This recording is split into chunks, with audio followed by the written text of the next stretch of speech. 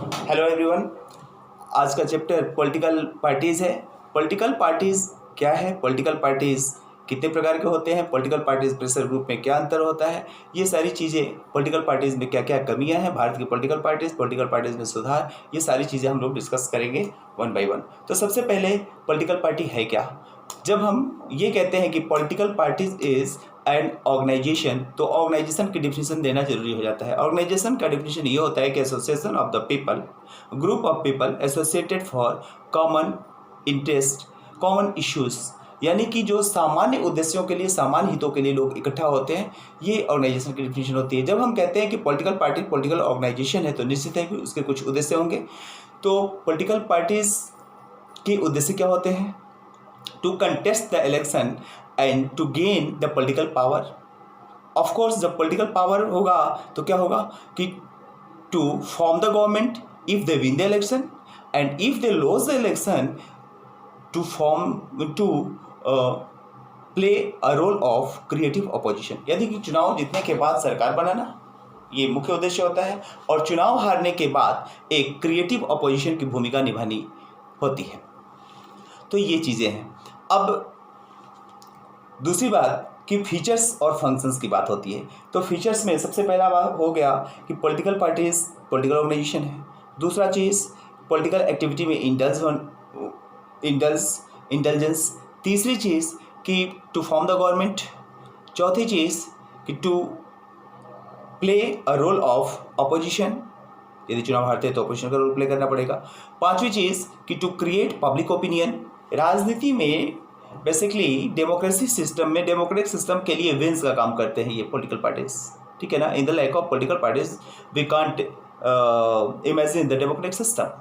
तो सबसे बड़ी बात कि ये पॉलिटिकल एक्टिविटीज़ में इंडल्ज होंगे तो इनका पहला काम क्या होगा? To create public opinion. जनता से किसी बात को, किसी इश्यूज़ को कैसे रेस करना है, कैसे किसी सब्जेक्ट को इश्यू बनाना है, या जनता के जो इश्यूज़ हैं उनको कैसे, उनका इनपुट, जनता की जो डिमांड है वो इनपुट हो गई, और सरकार बनने के बाद यदि यही पॉलिटिकल पार्टीज़ उसको पूरा करते हैं तो, या सरकार में नहीं आते, मान लीजिए अपोजिशन में है, तो सरकार पर कैसे प्रेशर बनाते हैं, ये आउटपुट हो गया। तो ये इनपुट आउटपुट के बीच एक बैलेंसिंग रोल करना पॉलिटिकल पार्टी का होता है। फिर पॉलिटिकल पार्टी का जो ये फीचर्स में सारी चीज़ें कॉमन हो जाएंगी। जब फंक्शन होगा तो ये फीचर्स के सारे पॉइंट कॉमन होंगे फंक्शन में भी। इसके अलावा फंक्शन में एक दो चीज़ें और जुड़ जाएंगी, जैसे पॉलिटिकल पार्टीज नेशनल, यदि रीजनल पार्टी है तो रीजनल लेवल पर, और इंटरनेशनल लेवल पर भी रिप्रेजेंट करती है। कई बार ऐसा होता है कि जैसे मान लीजिए यूएनओ में कोई डेलीगेशन जा रहा है, तो सरकार के डेलीगेशन में अपोजिशन के भी कुछ लोग, यानी कि जो कि सरकार के पार्ट नहीं है, ऐसे भी कुछ लोगों को लिया जाता है। तो इंटरनेशनल में भी इनका रोल प्ले करना पड़ता है पॉलिटिकल पार्टीज़ को। नेक्स्ट सबसे बड़ी चीज़ ये है कि एक वैल्यू बेस्ड, पॉलिटिकल पार्टीज़ का मेन रोल होता है कि एक वैल्यू बेस्ड, एक आइडियोलॉजी बेस्ड जनता के सामने किस तरीके से रखा जाए, किस तरीके से इश्यूज़ को डेवलप किया जाए, ये सारे काम पॉलिटिकल पार्टीज़ के होते हैं। अब पॉलिटिकल पार्टीज़ का संगठन क्या होता है, कंपोनेंट्स क्या होता है, एलिमेंट्स क्या होते हैं? तो हर पॉलिटिकल पार्टीज़ का एक कॉकस होता है। जैसे हमारी बॉडी सेल से बनी है, सेल से टिश्यू और फिर ऑर्गन सिस्टम बनता है, उसी तरीके से हर पार्टी का जो छोटा यूनिट होता है उसको हम लोग कॉकस बोलते हैं। और ये कॉकस हर लेवल पर, जैसे आप देखिए किसी भी नेशनल पार्टी की बात करें, रीजनल पार्टी की बात करें, तो उसका गांव लेवल से ही उसके कार्यकर्ता शुरू हो जाते हैं, ठीक है। फिर ब्लॉक, सब डिवीज़न, जैसे जैसे डिस्ट्रिक्ट लेवल के। तो ये होता है उसकी संगठन में 3 तरीके के लोग शामिल होते हैं। सबसे पहले तो होते हैं जो टॉप में होते हैं, लीडर्स, जिनका जैसे चुनाव लड़ना, या चुनाव नहीं लड़ते हैं तो पार्टी कैंडिडेट, यानी कि जो जिसको कहते हैं कि जो लीडरशिप में है, चाहे वो सेंट्रल लीडरशिप में हो, चाहे वो स्टेट लीडरशिप में हो, यानी कि जो एक्टिव पॉलिटिक्स में है, और एक्टिव पॉलिटिक्स में वो डिसाइडिंग रोल में है। They are making the decisions in the parties. दूसरे होते हैं पार्टिसंस, जिसको बोलते हैं कि जो पार्टी से जुड़े हैं, जिसको हम लोग सामान्य भाषा में पार्टी कार्यकर्ता कह देते हैं। The people indulge in political activities concerning to their own parties, ठीक है। और तीसरे वो लोग होते हैं जो कि न तो लीडर्स में आते हैं, नो पार्टीसंस यानी पार्टी से जुड़े लोग, और दूसरी कैटेगरी जो बताया, और ये दोनों में नहीं होते। ये कौन होते हैं? ये फॉलोअर होते हैं। अब फॉलोअर का मतलब कि सारे वोटर किसी न किसी पार्टी को फॉलो करें, कोई जरूरी नहीं है। कुछ वोटर्स ऐसे भी होते हैं कि लास्ट टाइम में डिसाइड करते हैं, या उनको यानी कि जो आइडियोलॉजीज को फॉलो करके उस पार्टी को वो सपोर्ट करते हैं, वोट करते हैं, ये फॉलोअर्स होते हैं। तो ये 3 कंपोनेंट हो गया। अब पॉलिटिकल पार्टीज का रिकॉग्नाइजेशन कहाँ से होता है? पॉलिटिकल पार्टीज का recognisation election commission of India करती है, और इलेक्शन कमीशन ऑफ इंडिया ही रिकॉग्नाइज करेगी कि whether this party national party और रीजनल पार्टी। अब नेशनल पार्टी और रीजनल पार्टी का ये जो रिकॉग्निशन करेगी, उसका कॉन्स्टिट्यूशन में प्रोविजन भी बनाया गया है कि किसी भी पार्टी को लोकसभा में 6 सीटें या 4 राज्यों की विधानसभाओं से 6% वोट मिलते हैं तो वो पार्टी नेशनल पार्टी के रूप में रिकॉग्नाइज होगी। वही रीजनल पार्टीज के लिए है कि विधानसभा की 2 सीट या उस राज्य में 4%, जो जितने वोट पड़े हैं उसका 4% वैलिड वोट पड़ता है, तो that party would be considered as the regional party. इसके अलावा यदि कोई कैंडिडेट इंडिपेंडेंट खड़ा होता है या रीजनल या नेशनल पार्टीज के उसके सिंबल क्या होंगे, ये सब डिटर्मिनेशन करने का काम, इशू करने का काम भी इलेक्शन कमीशन ऑफ इंडिया का होता है। और जैसा कि आप जानते हैं कि यदि चुनाव संबंधी कोई भी बातें हैं इलेक्शन कमीशन ऑफ इंडिया करेगी, और यदि उसको चैलेंज करना है, इलेक्शन कमीशन ऑफ इंडिया को चैलेंज करना है, तो उसके लिए सुप्रीम कोर्ट का प्रोविजन किया गया है, सुप्रीम कोर्ट के पावर में आता है। अब पार्टी सिस्टम की बात करते हैं, तो पार्टी सिस्टम के काइंड्स कितने तरीके के हो सकते हैं? 1 पार्टी सिस्टम हो सकता है, 2 पार्टी सिस्टम हो सकता है, मल्टी पार्टी सिस्टम हो सकता है। 1 पार्टी सिस्टम जैसे कि चाइना में है, जहाँ भी कम्युनिस्ट कंट्रीज हैं, या मान लीजिए कि कम्युनिस्ट कंट्रीज का अल्टीमेट क्या, जैसे कि मार्क्स ने जब कहा था कि सर्वहारा का अधिनायकत्व यानी dictatorship of proletariat which is ultimately converts into the party dictatorship, तो ऑफ कोर्स वहाँ पर एक ही पार्टी का एग्जिस्टेंस ही होता है जहाँ भी कम्युनिज्म होता है। या कई ऐसे भी होते हैं जहाँ की डिक्टेटरशिप होते हुए भी रियल तो डिक्टेटरशिप है, जैसे मिलिट्री को हो गया, कुछ भी हो गया, लेकिन पब्लिक ओपिनियन नेशनल या इंटरनेशनल लेवल पर ऐसा एम्फेसिस हो कि वहाँ पर डेमोक्रेसी चल रही है, they use the democracy as a mask, तो उस स्थिति में वहाँ पर केवल एक ही पार्टी रह जाती है। तो सिंगल पार्टी सिस्टम की एक वैरायटी जरूर है, एक काइंड जरूर है, लेकिन सही पूछे तो ये डेमोक्रेटिक नॉर्म्स को, पैरामीटर्स को फुलफिल नहीं करती, क्योंकि डेमोक्रेसी की ये थीम ही है कि न सिर्फ इलेक्शन होना, न सिर्फ रेगुलर इंटरवल पे इलेक्शन होना, बल्कि साथ ही साथ फ्री और फेयर इलेक्शन होना, और पॉलिटिकल कम्पिटिटिवनेस के आधार पर। ऑब्वियस सी बात है, पॉलिटिकल कम्पिटिटिवनेस का एग्जिस्टेंस ही तभी होगा जब एक से ज़्यादा पार्टी होगी। तो आते हैं दूसरी सेकंड पॉइंट जो है वो आपका 2 पार्टी सिस्टम, जिसको बाई पार्टी सिस्टम भी बोलते हैं। इसका बेस्ट एग्जांपल यूके और यूएसए है। यूके कोलोन पीरियड में 60% कोलोनलिज्म के एरिया पर राज करने वाला देश, और USA super power country. Basically क्या होता है कि 2 पार्टी सिस्टम में क्लियर आइडियोलॉजीज होती है। यहाँ पर 2 से ज़्यादा पार्टियाँ होंगी, पर जो रोल प्ले करेंगी सरकार बनाने के लिए, ऑपोजिशन के लिए, वो 2 ही पार्टियाँ होंगी। यानी कि बाकी की जो छोटी पार्टियाँ असिस्ट करेंगी वो तो या तो रूलिंग पार्टी के साथ होंगी या अपोजिशन वाली पार्टी के साथ होंगी। तो इससे जनता को भी क्लियर रहता है, आइडियोलॉजीज क्लियर रहता है, सपोर्ट पता चलता है कि हाँ कौन सी पार्टी किसके साथ होगी। तो यहाँ पर इधर उधर वाली अलायंस नहीं बनती कि पता चला चुनाव से पहले इधर बन गई, जैसे मल्टी पार्टी सिस्टम होता है, या इधर वाले कार्यकर्ता उस पार्टी में शामिल हो गए। इसकी गुंजाइश कम रहती है, एक स्टेबिलिटी रहती है, डेवलपमेंट रहती है, और देश को जो आगे करती है, पीसफुल माहौल रहता है।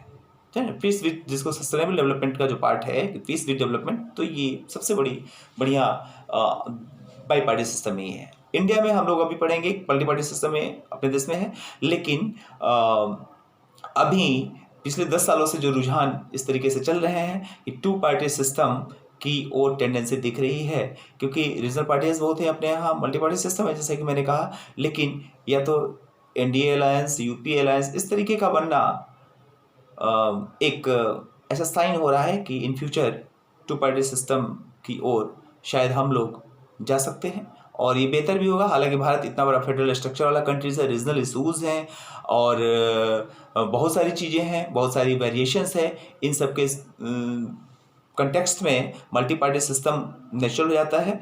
और मल्टी पार्टी सिस्टम जैसा कि भारत जैसे बड़े देशों में कहीं भी देखा जा सकता है, लेकिन मल्टी पार्टी सिस्टम की एक कमी होती है कि स्टेबिलिटी कम रहती है, आइडियोलॉजी कम होती है। जैसे मान लीजिए गवर्नमेंट बनना है, प्री पोल अलायंस हो तो आइडियोलॉजी बेस बनेगी, पोस्ट पोल अलायंस होती है तो आइडियोलॉजी के चांसेस कम हो जाते हैं और अपॉर्चुनिटीज़म बढ़ जाता है। जैसे महाराष्ट्र में पिछले दिनों हुआ सरकार बनाने के लिए।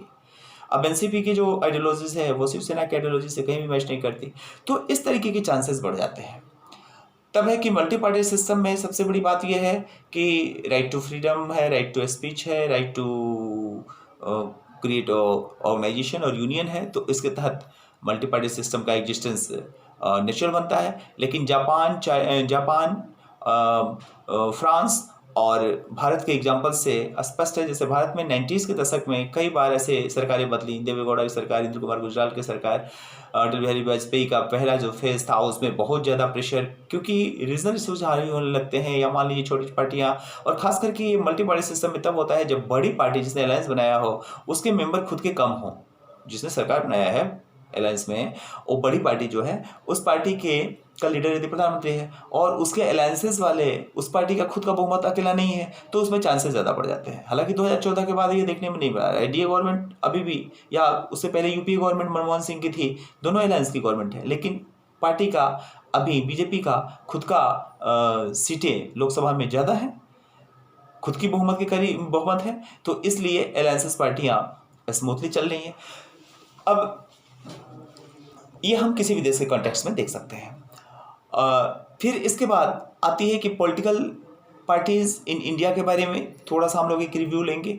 तो सबसे पहले नेशनल पार्टीज़ की बात आती है, उसमें इंडियन नेशनल कांग्रेस देश की सबसे बड़ी पार्टी। 28 दिसंबर 1885 को इंडियन नेशनल कांग्रेस एस्टेब्लिशमेंट होती है। उसके बाद पार्टी 1907 में लिबरल और एक्सट्रीमिस्ट के बीच नेशनलिज्म इन इंडिया, मेरा देखिएगा वीडियो, वो उसमें डिटेल्स में है, हिस्ट्री का है।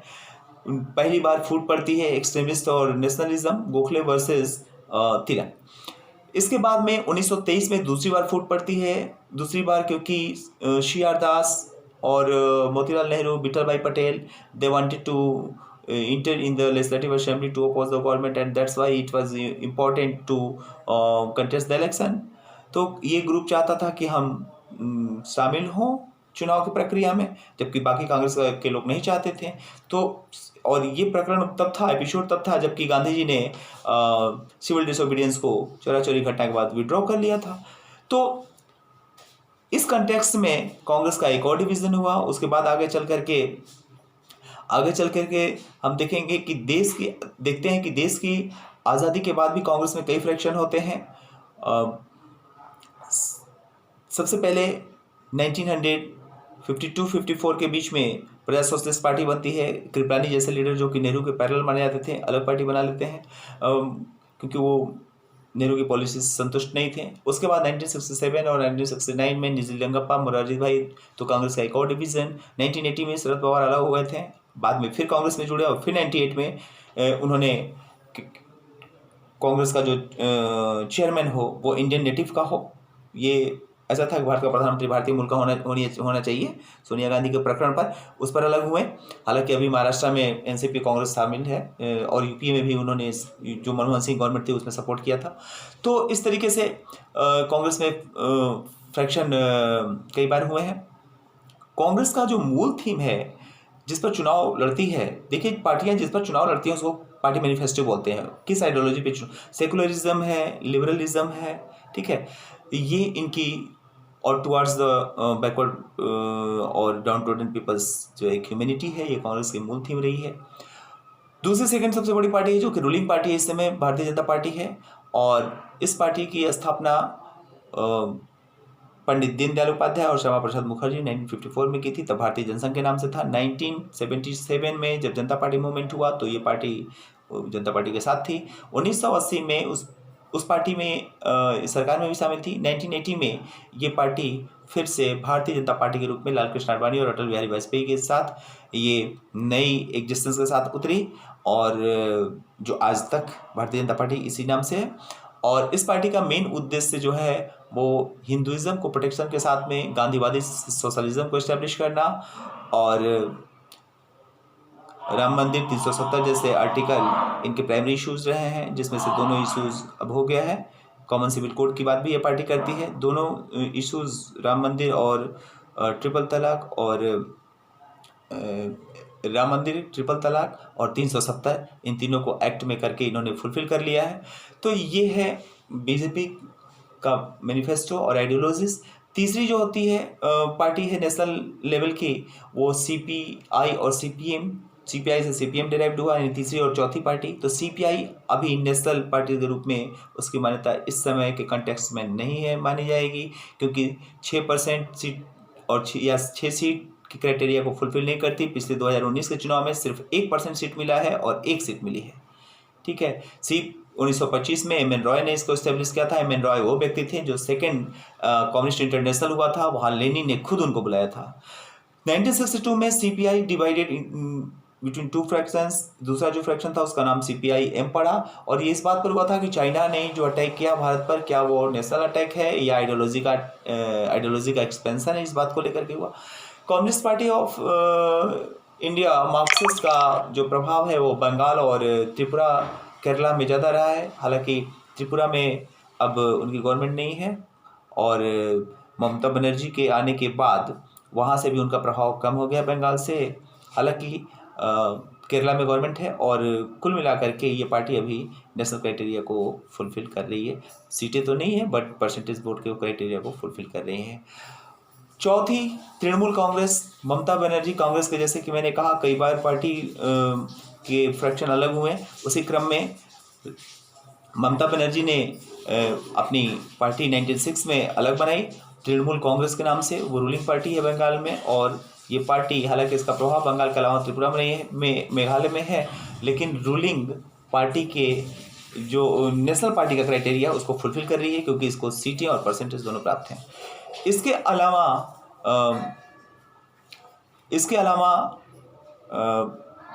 शिवसेना महाराष्ट्र की पार्टी है। महाराष्ट्र में प्रभाव बहुत ज़्यादा है रीजनल पार्टी के रूप में, लेकिन इसको नेशनल जो क्राइटेरिया है उसको फुलफिल कर रही है, इसलिए फिलहाल नेशनल पार्टी के रूप में है। सपा और बसपा जो यूपी की रीजनल पार्टीज थी, और समय से कभी कभी इनको नेशनल मान्यता भी मिली है, लेकिन 2019 के चुनाव में इनकी सीटें और इनका परसेंटेज वोट इस क्राइटेरिया को फुलफिल नहीं करता। यानी कि आप ऐसे समझ लें कि कोई भी पार्टी, नेशनल पार्टी या रीजनल पार्टी, ये कोई परमानेंट नहीं है। ये डिपेंड करेगा कि जो क्राइटेरिया 6% या 6 सीटें वाला है, 4 राज्यों की विधानसभाओं में 6% सीटें हैं, इसको फुलफिल करेगी तभी वो नेशनल पार्टी होगी।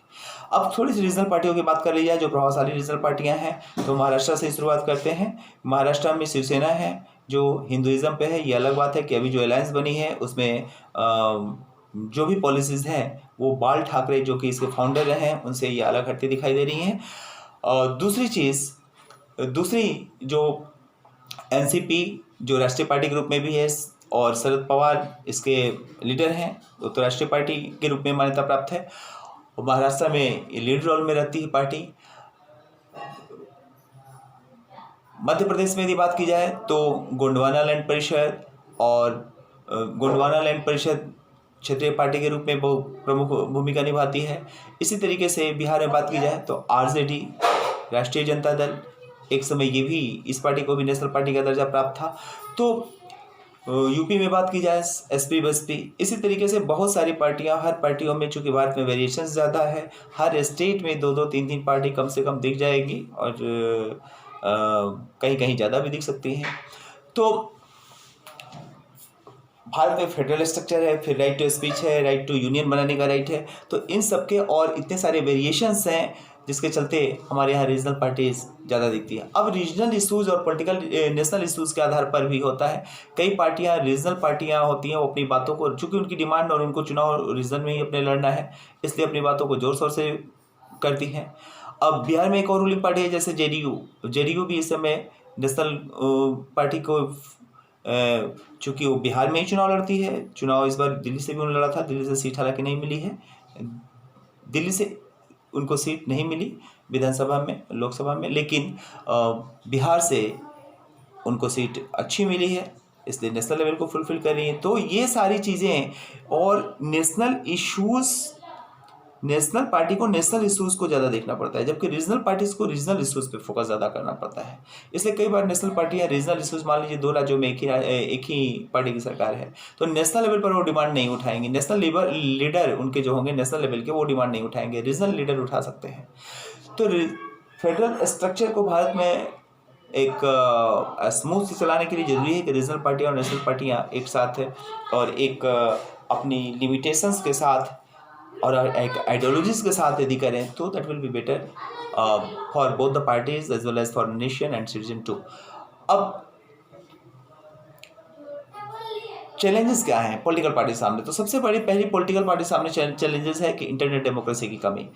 क्या होता है कि हर पार्टी के अंदर जो टॉप के लीडर हैं वो छोटे भले टैलेंटेड हों, ऐसे लीडर को भरने नहीं देते, और इन सारी चीज़ों के चलते रेगुलर चुनाव नहीं होता पार्टी के अंदर कहीं कोई बात होती है तो पार्टी से निकाल दिया जाता है। इस तरीके की इंटरनल डेमोक्रेसी यदि मेंटेन नहीं रहती है तो ये बहुत बड़ी दिक्कत हो जाती है, और खुद पार्टी के लिए भी और देश के लोगों को भी अच्छे टैलेंट का लाभ नहीं मिलेगा।